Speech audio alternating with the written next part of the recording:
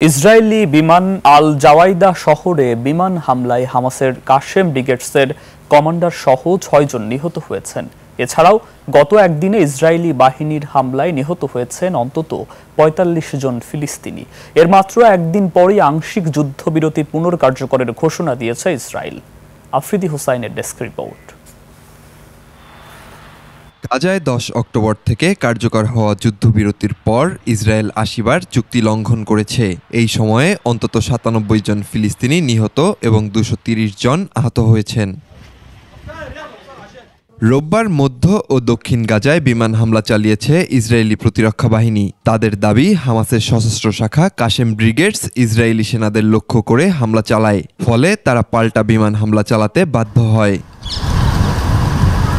IDF জানায়, রাফা এলাকায় হামাসের হামলায় ২ ইসরায়েলি সেনা নিহত এবং ৩ জন আহত হয়েছেন। তবে হামাস এসব অভিযোগ ভিত্তিহীন বলে উল্লেখ করেছে।